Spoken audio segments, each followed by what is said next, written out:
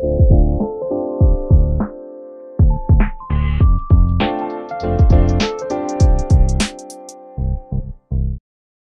everybody. Thank you for joining us on Taurus Tech Talk. For myself, Robert Parsons, my co-host, Corey Church. We are very happy to have Bre and Kevein on from Camp John Marc today. Camp John Marc is an organization that Taurus has worked with in the past, and we wanted to take the opportunity to be able to let all of our listeners and viewers out there understand a little bit more about Camp John Marc. And so with that, we're going to go ahead and get started. Right before we hit the record button, Bre and Kevein were bantering back and forth to see who was going to go first. So I'll direct the questions, and then that way you guys don't have to. So, even better. So Kevein, tell us a little bit about Camp John Marc, the organization, maybe a little bit of history behind it. Sure, absolutely. So Camp John Marc is a camp for kids with chronic illnesses and major physical challenges. And we've been in operation. Summer 2021 was our 31st summer. So last year we had our 30th anniversary. Wow. Yep. So 1991 was the very first summer for operations. That's an unfortunate year to celebrate an anniversary. You know, it wasn't the most fun, but hey, 30 years is 30 years, and we got to celebrate it online with our Camp is More Than a Place program, which was hugely successful last summer. So that was really a lot of fun. And, you know, well, at this point, we may wait till 35 or 35th anniversary to have some kind of big party or celebration. But no, 30 years of operation, 31 now. The first summer was about 500 campers, and then typically in a summer, it's closer to about 2,000. And so now we also do camps on the fall and the spring weekend camps, which are about 80% family camps, and the other 20% are, you know, what you would think traditional camps, so campers and counselors. And altogether in the year, it's about 3,000 or so campers. So see a lot of people, a lot of different chronic illnesses and major physical challenges, everything from oncology camps to cardiac camps, spina bifida, muscular dystrophy, sickle cell disease. It spans a large gamut. We do that because we partner with the Dallas-Fort Worth area major pediatric hospitals. Right. And so those groups, they see the campers in the hospital as patients, and then they recommend them to camp. And then beyond that, they bring the medical teams that come out. So we don't have a camp doctor, camp nurse, camp PA, anything like that. We wind up having the full medical teams from these pediatric hospitals. So because of that, we get to take a wide range. That's cool. That's probably one of the most unique components of the whole thing. So I was about to say the education around that, but if you're bringing on those people that are already knowledgeable about the situation, that's excellent. Right. I was going to say, so the camps then are organized by that particular illness or disability then, right? By that particular illness. And so it's Camp John Marc, but each camp has its own name because it has its own, you know, flavor, its own traditions, just a lot of fun. And so, for example, Camp Jubilee would be our camp for sickle cell disease. And so that week, it's just sickle cell out for that week, because then you get to specialize the activities. You get to specialize, as you were saying, the education. But we do have medical education sessions throughout the week. The focus isn't on, you know, the chronic illness or what they're going through throughout the week, but they do try to educate them. Okay, so when you have, you know, if you were to have a pain crisis, here's what that would look like. Here's how you would manage that. Here's the steps to manage that. Different weeks have different, so if the first week of the summer, for example, is for kidney disease, we bring 14 hemodialysis machines out for that week. And for that 1 week, it's the largest pediatric hemodialysis center in the entire country. And so they'll do hemo throughout the week and be able to do that and then come back out and do activities right after that. So it's kind of a full-on that's hospital down there. Yeah. I've only ever been there when it's empty. So I've, you know, no idea what really takes place. That's pretty crazy. Yeah. And where is the camp? About 2 hours southwest of Dallas-Fort Worth area in Bosque County, the city of Meridian. So we have about 250 acres down there, and it's just wonderful because you really can take kids from the Metroplex down and get out of the city, get away, and be able to have that traditional camp experience. Horses, ropes course, swimming pool, archery, you name it. Just what when you think about a traditional camp experience, we have it. Gotcha. Okay, so Bre, tell us a little bit about your role with Camp John Marc. Yeah, so I've had many a role with camp. I'm a former camper, so I was a volunteer. I came on summer staff, worked several summers, and then started full-time. Have been an assistant camp director, and now I'm the operations manager with camp. So seen cool. a few different avenues here or there. Yeah, you have. From the bottom to the top. Yeah, I guess. Or from the top to the bottom. I'm not sure which way it quite works now. Depends on how you look at it. But you were responsible for the horses for a long time, right? Yeah. Or still are. Still are. Yeah. So when I first started with summer staff, then I worked directly with the horses all 11 weeks of the summer. That was my whole role, was taking care of them. And now I do it year round. So I think that's one of the best parts of my job. Of stepping away from horses was hard, to have a little further reach to them, I guess, because the kids love going to horses. And it was more of, ooh, tell me about how Link is doing today. Like, what's his daily activity? And so you just talk to the kids about what the horses do. And they're like, can he come home with me on the bus? I'm like, they don't quite fit on buses that way. But horses is awesome, and the kids love them. And now that camp has gained so much property around, the first thing that kids see pulling up to camp is the horse pasture. And so you can talk about that's where the horses sleep, and that's like their home. And they're like, oh, okay. So they're just on vacation time if they're not working today. And we're like, yeah, that's exactly right. So innocent, such an innocent question. Right. Yeah. It's on vacation time. Yeah. How many horses do you guys have? Currently there are 16. Wow. Yeah. That's a lot. Yeah.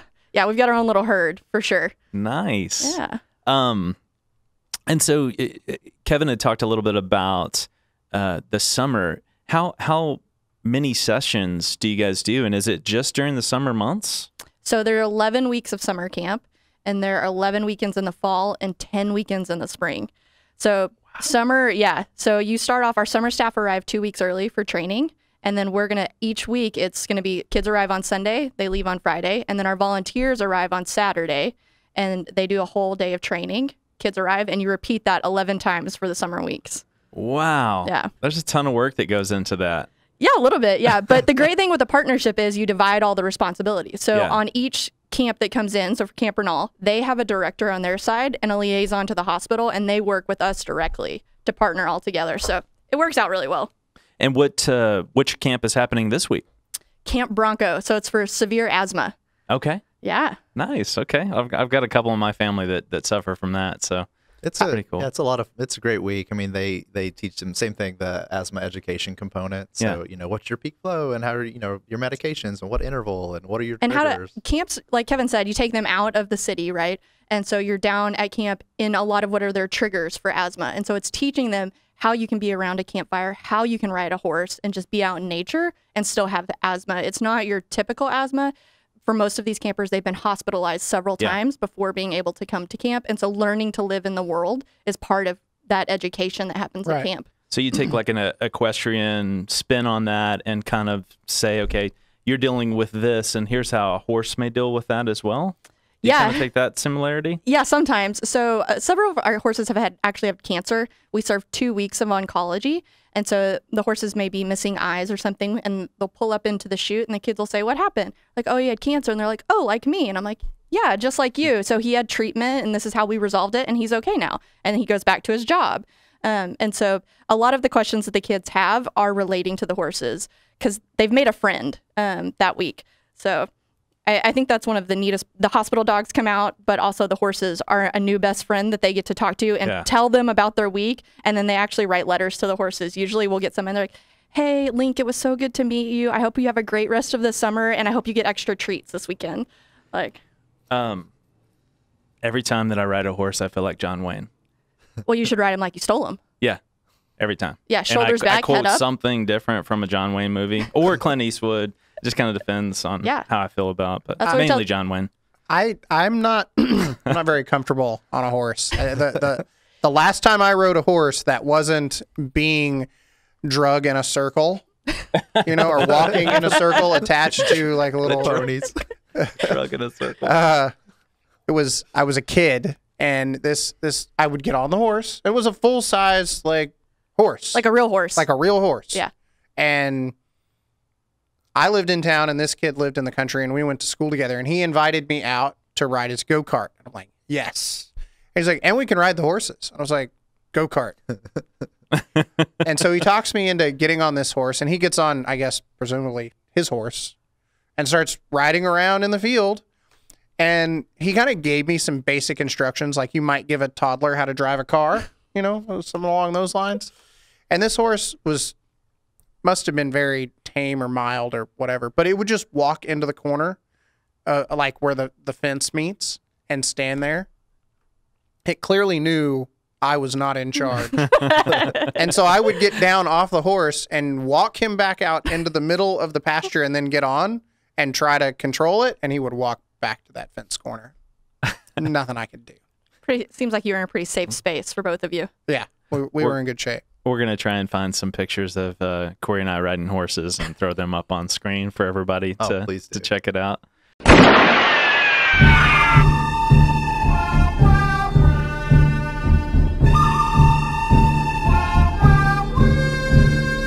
Sure. So Kevin, tell us a little bit about your role with Camp John Marc. So I have a similar story to Bre's. We went to different camps, but I'm a former camper also. I went to Camp Esperanza, which is one of our oncology camps from about the time I was 6 to 16. And we do a weekend camp program as well. I did that through college, worked on the summer staff, did the ropes course, lifeguarding, archery. And then about the time I was finishing up college, I did assistant director role, the program role as well. Was the camp director for a year, and then now the executive director for the nonprofit that is Camp John Marc. So awesome. Had a very similar story as awesome. well. So if horses is Bre's thing, what was your, like, you the first thing you mentioned was ropes course. So ropes was definitely my thing, which is ironic because when I was a kid, I didn't do the zip line. You know, we have a climbing tower and then a zip line. And so I didn't do the zip line until my very last summer, the very last activity, the very last opportunity I had to do it. And then I did it. And I was like, what was I so afraid of for about 10 years? But did the ropes course. And it's a, you know, they're not making a friend with an animal, but it's that sense of accomplishment and that sense of being able to overcome something. And for a lot of the campers, you know, diverse populations that we see in the summer. So for example, the third and fourth week of the summer are for spina bifida and then muscular dystrophy respectively. And so when you see that, so a lot of the campers with spina bifida, they don't have sensation below their waist, but you see them get out there on this ropes course and they'll either, you know, just use their arms or just some kind of mechanical advantage system and they climb these walls like it's nothing. And it's just so impressive. And the same thing with muscular dystrophy, you know, use mechanical weight systems and things to maybe assist sometimes, but a lot of those campers just shoot right up the wall. And for a lot of them, especially for the spina bifida population, they say, man, this is the first time I've ever been up high because I've been seated, you know, most of my life. And so it's just a really wonderful thing. So ropes course is really neat. And just to see, because we do the zip line for the volunteers as well. And to see these, you know, big counselors that get up there and just say, I don't want to do it is really fun. That's my wife. She refuses. We've been on vacation a few places. I'm like, let's go zip line. It sounds like a lot of fun. No chance. No chance. Man. So we were at Yellowstone and my kids are still a little bit younger. And I think that there's, you know, maybe they just don't have the level of respect for nature that we want them to yet. So I thought, okay, well, we'll take them to do zipline course. And they've got a ton of them there. And there's a ropes portion to it. And so this particular one that we went to, you had to essentially go through the ropes course to do the zip line. You couldn't you couldn't just do the zip line. They didn't have that option. And so my oldest, she gets like halfway through, and I wasn't even planning to do it. I was just going to be the chaperone on the ground. She gets halfway through, and then she's just yelling at me, Dad, I don't want to do it anymore. Well, you can't go back. People are, you know, it's a progression. Yeah. So you can't go back. You're going to be in their way. And so after about 15 minutes where they're pleading with her, I had to get up there and we carried her through all the way to the zip line. So what was supposed to take about like 20 minutes, I think all in all, we were up there for about an hour and a half because I got to get suited up. And go up. They made me sign the waiver and you got to watch this 10-minute video. And so I don't have really great memories about zipline, but I'm glad you guys do. No, I mean, it's a lot of fun. And I can, you know, to your point, Corey, I remember, you know, because you get trained and there's this whole deal and we've done it for a long time. And then we went on our honeymoon, we were ziplining through, you know, the cloud forest, like in Central America. And you get up there and I remember, you know, you're standing on this tiny platform and you're using this gear. And I kept looking back at my, you know, had been my wife for 2 days now. And I'm like, this isn't right. This isn't how this stuff works. And she's Just do it. You just go. I was like, okay. Sounds like a good wife there. Yeah. You're like, she's- no, you don't understand. yeah. I was like, I no, understand how this equipment goes Exactly. together. Oh no, his wife also worked on the ropes She did. course. She's at like, camp. oh, It's Yeah. gonna be fine. You know, they hand you a glove and they just say go, and you're like, okay. That's how So- y'all fell in love. Yeah. That's how we Is your wife the more daring of the two of you? Yes. Yeah. I Yes. would say that's Because she's basically pushing you off the platform here. literally pushing off the platform. That's nice. You know, and you're just looking at nothing because you're at the top of the rainforest. I've watched a couple of like the GoPro head-mounted videos of the Cloud Forest zip lines, and I'm out. I think I'm legitimately out. I had one, and I'll send you the footage of it. I'll take a little snippet and edit it so you don't hear me screaming. But I'll send it to you. Keep the screaming in there. We'll insert it Okay. into the podcast. So this may be a little bit of a challenge because I kind of already feel like that I've learned some things about you two that I didn't already know. But I'll start with Bre. So we like to do a little portion of the cast where we ask our guests, tell us something that we may not know about you that's fun. I mean, we do this at camp a lot, so I feel like I'm a little prepared in getting to know good, people, like good. get to know you, You got icebreakers. 35 answers. Yeah. prepared. Yeah.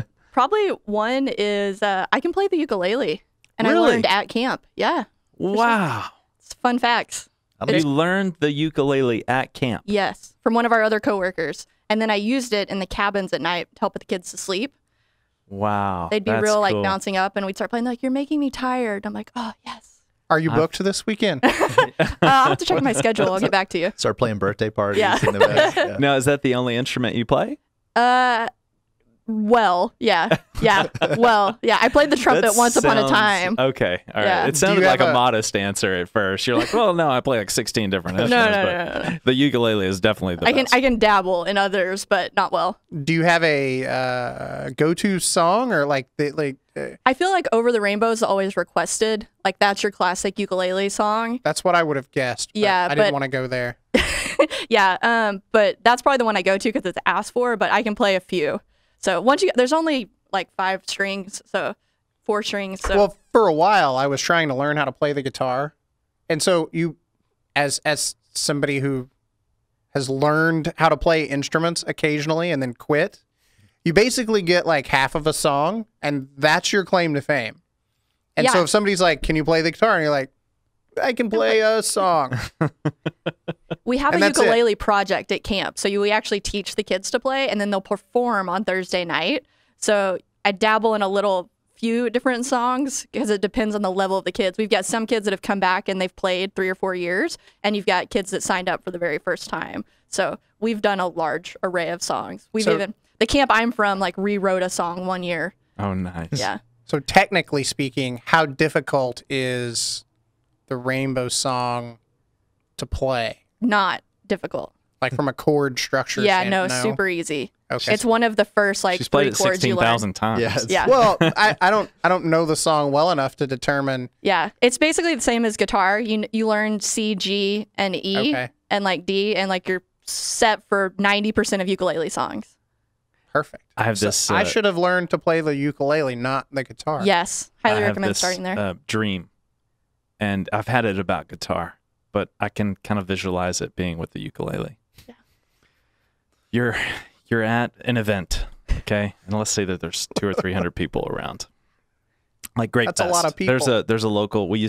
Our headquarters used to be in Grapevine, and so we used to have Grape Fest, and they would have live music, and people would go sit on the lawn. So about that kind of ambiance our venue.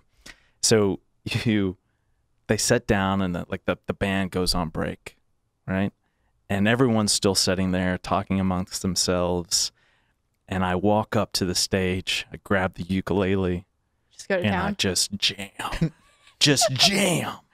And it blows everybody away. And everyone's real quiet at first, and then it's a standing ovation. Have you ever had that dream? No. Oh, No. gosh. Well, definitely All right. not with the ukulele. Yeah, definitely not with the ukulele. I, too, have always wanted to be very proficient at the guitar, but just like Corey. I thought you were gonna say you got up there and you did this, ballad Yeah. for Taurus, like that scene in The Office when they all think it's Oh. Sabre. Yeah, basically like that. That's Yeah, where I yeah. got the ideas from The Office. So, Kevin, tell us something about yourself that someone may not know. Like Bre, we have this just Rolodex of these things, but the one I thought of that you probably don't know either. In 4th grade, I won a writing contest for basically conservation, and they flew myself and my entire family down to the state aquarium down in Corpus Christi for like a week, and we got to do all this behind the scenes stuff. But I can't remember what the acronym was, but it was about a raindrop that fell from the cloud and went, from the Red River to the Gulf of Mexico and encountered all this pollution. And his name was Dripple, and it was like, oh, I can't. That's really good. It's called A Drop of Rain Injured by People's Pollution, something. Look right? at you. Yeah, I didn't know coming back that. to me now. Yeah, so, I was best 4th grade writer about conservation in whatever year that was. In 4th grade. In I 4th was grade. probably still picking my nose. Your creative art Not- skills are making more sense now. I'll tell you the most terrifying part of the whole deal. So there was like a kindergarten, 1st grade, and up to I can't remember how old they went, but you got up there and you had to read it in front of all these people. And I'm reading this story about this, and I had drawn pictures throughout it with this little raindrop that was just frowning because there was so much pollution on the way down to the gulch. So it was. Do your parents still have that framed? That's got to be like a framed. I hope so. And it's so funny because it was done. There wasn't. You're talking about the 90s. It was handwritten, It was right? handwritten on the lined paper, on the big lines, because when you teach kids to write, you do it on but it was like big lined, and I had you could see the erasers, and it was just really sweet. But that's probably That's awesome. my fun. And I thought, and after that trip, I came back and I was like, marine biology. I'm going to be a marine biologist. And then got into college and I was like, business school. I'm going to business school. Yeah, it's funny how you change with that. I remember going to the Omni Theater in Fort Worth and watching a movie about saving the rainforest, and I too had that same passion right after there. I remember standing up, looking at that screen as the credits were rolling. It's like, I'm going to save the rainforest. and Bill Clinton, president, wrote him a letter, and then 3 months goes by and I get the standard. You could tell it wasn't even handwritten, right? Printed back. Thank you so much for your concern, and we're constantly trying to save the rainforest. And then that was it. That was it. That was my best stab at saving the rainforest. Was a nasty letter to Bill Clinton. To use paper.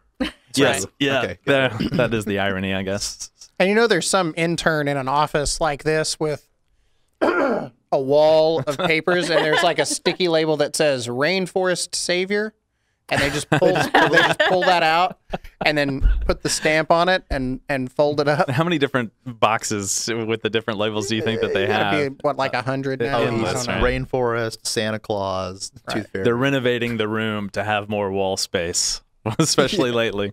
And it's probably built out of rich mahogany. Many leather-bound books.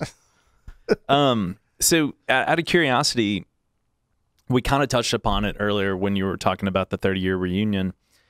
Has it been a challenge for campers with the pandemic since that's happened? And I assume it has been. And if so, what has Camp John Marc done to kind of overcome it? Yeah, I mean, a lot of the fun of camp is the community that's built at camp, the friendships, the relationships, being together, right? And being together in this special place that is camp, and even being together outside of camp, whether that's in the hospital or, if the campers get together and with friends they made throughout the year. And, the pandemic's been challenging because we as people, as humans, love and crave that interaction with others. And the pandemic has said, you need to, for safety, and it's the correct thing to do, but you need to keep your distance, and we need to do things virtual, and whether it's prom or school or whatever you're doing, even the hospital, where for the longest time only one parent or guardian was able to accompany them to the hospital for their treatments or whatever it was, or just if they were on an inpatient stay, only one parent or guardian could be there at a time. So you really look at that in a camp setting and you say, okay, we can't bring anybody out to camp. We can't bring groups of people out to camp.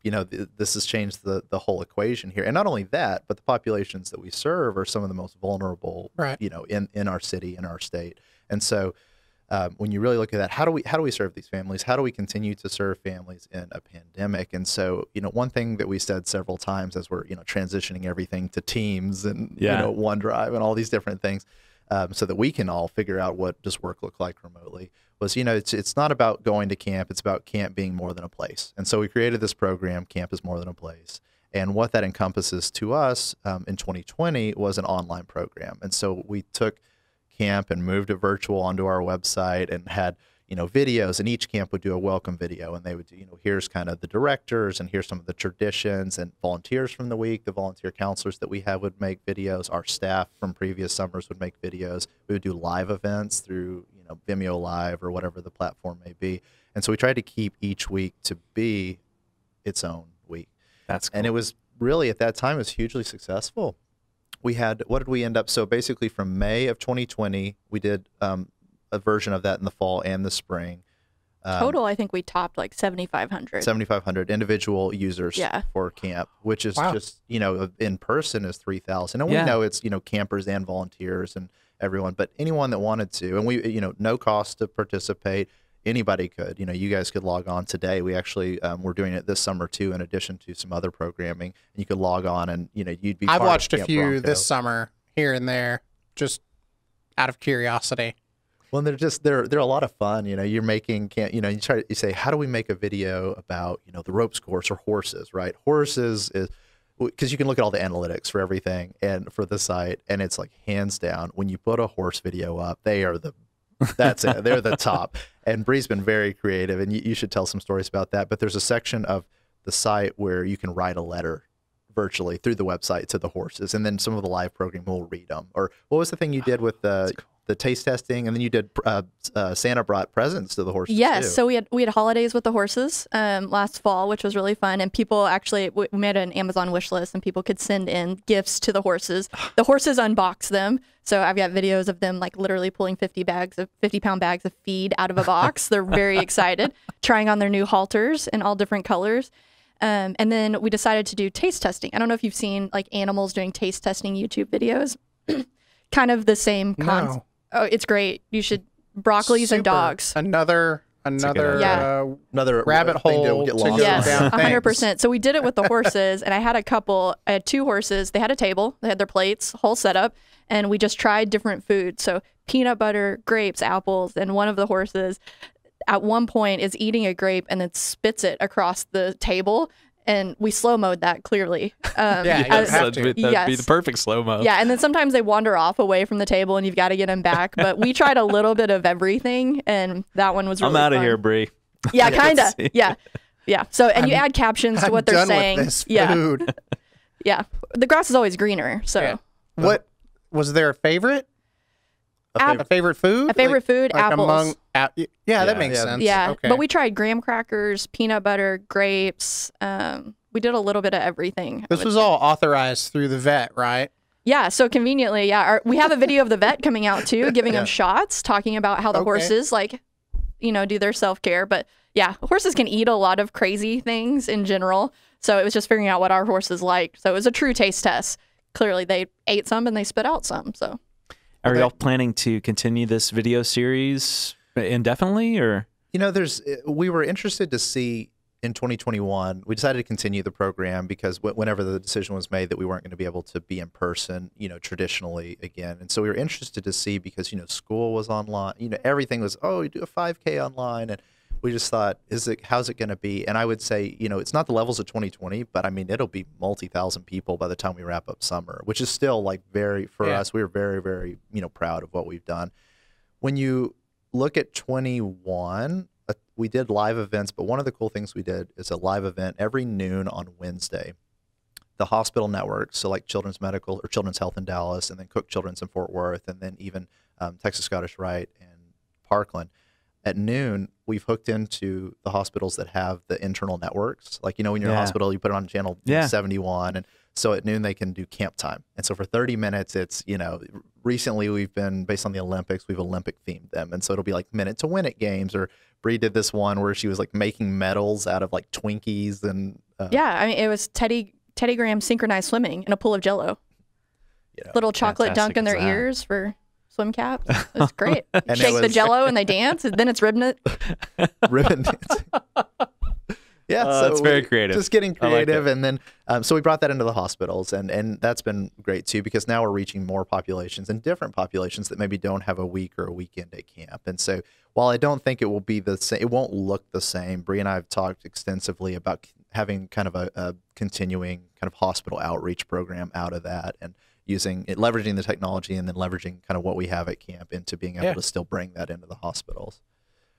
I'm sure there are people who, even if things were normal, may not be able to make it to camp. Right. Even yeah, and that was part of the program. Best of circumstances. Was that, I mean, for a lot of our kids, maybe they were supposed to come to camp and they get admitted to the hospital like the day before they're supposed to arrive. And now this program has allowed our reach to reach those in the hospitals. And it's also a tool, I think, for the physicians who are recruiting and the child life specialists to say, this is what camp looks like, and these are the things that happen, for both the kid to understand how it works, but also the parent. If you put yourself in a parent's shoes and sending a kid who may be on treatment on a bus with a total strangers to this place you don't know, but to say, oh, look at these videos, this is what camp is, and these are the people, I think is going to help us greatly as we look to reopening too. Yeah, I didn't think about that from I'm a parent, you think I would, but I didn't think about it from a parent perspective. Like, I'm not going to send my child off into the wilderness given the problems he or she may have, right? But being able to watch the videos and understand the individual camp they may participate in probably goes a long way to kind of ease their mind, right? Right. Yeah, just being able to see it, I think, is really, really great. I think my parents had a lot of trust, and I went early on in camp's history, and it's always been fantastic. But, that first year, it was just, my mom was just waterworks, and the second year, there was a couple tears, and the third year, they took my brother on vacation. So it was, it was fine. But yeah, no, it's, I think it's a good, not necessarily recruiting, because the hospitals, pick the campers, but it puts the parents at ease. And so now you can say, not only am I, being the child's physician, am I going to accompany your child to camp, but here's this facility, and it's not, we laugh, we call it glamping. Yeah. Because it's, it's because of who we serve. It is nice, and it's very nice, but it has to be because of who we're serving. And so it's a great, So I believe we'll continue some of those facets into the future. And the spring and summer, we've been doing family escapes on site with a small and limited number of families. And it's kind of like really, really glamping state park style, where they're prepping their own food, which has been cool and funny to watch how many people don't know how to use charcoal and, that kind of thing. But we have, they can fish and they can do, but, smaller numbers of families so they can keep spread out and, have a safe environment to be able to come. And that in itself we just wrapped those up this past weekend. And the families, I had 3 families that had a child with leukemia or cancer or some kind of lymphoma, and then 1 who's waiting on a kidney transplant. And all large families, and, felt very comfortable at camp, felt very safe. And a couple of them expressed, this is the first thing we've done in 20 months outside of our home. To be able to come down to camp, even if it's not doing the ropes and the horses as a traditional summer, be able to have this safe space and enjoy it. Just phenomenal response from them. Well, even if you don't get to participate in any of the events, just having been there as a visitor, just being there, even for the limited number of hours I've been there, is peaceful. Just to hang out, even if you do nothing at all. That's really neat. And I was there for work. Bre, are there any upcoming events that we should share? I mean, I know you guys do a ton, just from what I've learned here in the last half an hour with you guys, but are there any upcoming events we want to let people know about? We're trying to watch the world and how it's changing as we look to reopening or escapes or continuing doing videos. I think we're always open on our website. You can send in ideas or forms, especially if we go the video route again. We love video submissions or even just ideas. After 20 months, we've reached into the vault pretty far. Yeah. So love new ideas. And then when we move to reopening, volunteers are critical to our mission. And that information will be on our website as soon as volunteers open again. Having people come out, and whether it's lead activities or we even do grilling burgers sometimes, or just providing food for us, is huge. So it's kind of watching the world at the moment, but our website will have any information posted. And we even do work days of help us get camp up and running. So maybe it's, painting the stars along the walkway because they haven't had a good deal of attention. They've got spider webs and some things that our facility staff just haven't quite gotten to yet. But work days are huge, and you can bring your family to a work day. So as soon as it looks like we're headed that direction, that'll all be on our website. I'll get my kids out there. Absolutely. Use a little bit of it. It's a great day. Work day is fantastic. It's right before summer. We have people come out, they paint, they, weed eat. We have rocks that spell out Camp John Marc across. They weed eat the rocks, and, you know, it's just fun. The kids end up being more covered with paint than the fence does. There's awards for that too. There is, Yeah. the best, you know, Picasso Yeah. awards and stuff like that. We try to make, you know, it's camp. We try to make it fun. People are doing a service for us, but we try to make it fun. You know, we may not put a chainsaw in certain people's hands, but you know, you come out and we'll try to assess your skills real quick and send you on your way. I'm glad I'm not in charge, because if there were kids getting paint everywhere other than the fence, I would probably lose it.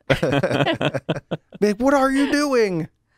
So volunteers, and also through the website, that's where they can go to help pledge and support the camp Absolutely. financially, right? Yeah. So we'll make sure we put up links to that at the bottom of the podcast. So please click there to be able to explore the website. There's a ton of great content on there. I recently spent some time there. I think you'll really, really enjoy it. You can probably plug in some of the holes that we didn't get to on today's podcast. Right. But listen, it's really special, I think, to have you two on and see the passion in your eyes. And as you talk about the camp, I know it's a big thing for us. We have a peer here that is a camp counselor for you guys, and he's really brought to light what the organization does for us. And that's why we just love being a part of it. And I hope that everyone listening and watching can be a part of it as well. So Kevin, Bre, thank you so much Thank for you. joining us on the cast today. We'll do it again soon. And Maybe when you guys are welcoming people back physically to camp, we can have you guys back on, and Absolutely. you can talk about any new initiatives you've got going on or new camps. Absolutely. Yeah, we'll transition from the virtual world back into the real world, and we'll be excited to tell you those stories. Awesome. well, thank you guys again. For myself, for Corey, thank you for watching Taurus Tech Talk. If you have any questions or like to see different content, please email us at info@taurustechinc.com. In addition to that, we'll put links below to Camp John Marc and Taurus. Thank you so much. Have a great day.